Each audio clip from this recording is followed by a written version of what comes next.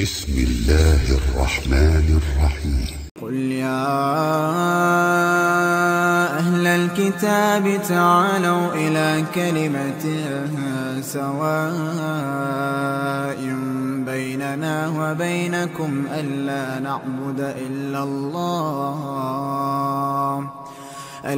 نعبد إلا الله ولا نشرك به شيئا ولا يتخذ بعضنا بعضا أربابا من دون الله فإن تولوا فقولوا اشهدوا بأننا مسلمون.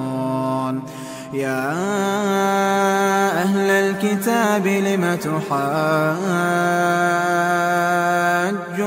في إبراهيم وما أنزلت التوراة والإنجيل إلا من بعده أفلا تعقلون.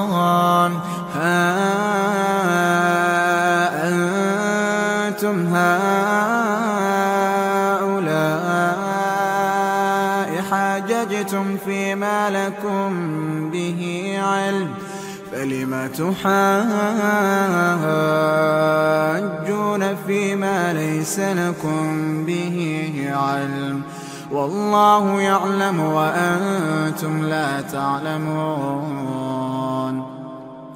ما كان إبراهيم يهوديا ولا نصرانيا ولكن كان حنيفا مسلما وما كان من المشركين.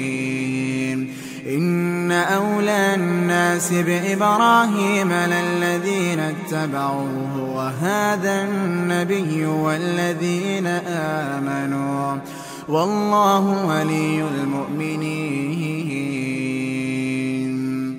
ودت طائفة من أهل الكتاب لو يضلونكم وما يضلون إلا أنفسهم وما يشعرون.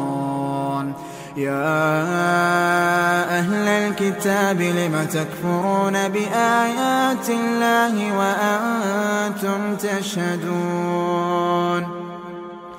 يا أهل الكتاب لم تلبسون الحق بالباطل وتكتمون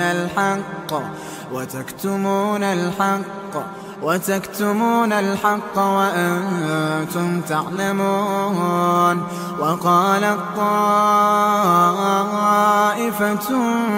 من أهل الكتاب آمنوا بالذي أنزل على الذين آمنوا وجه النهار واكفروا آخره لعلهم يرجعون. ولا تؤمنوا إلا لمن تبع دينكم قل إن الهدى هدى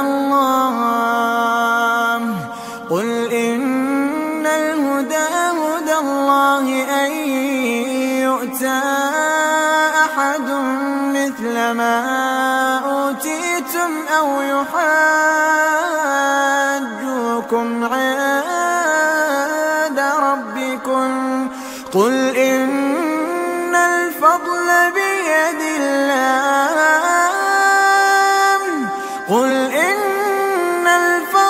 بيد الله يؤتيه من يشاء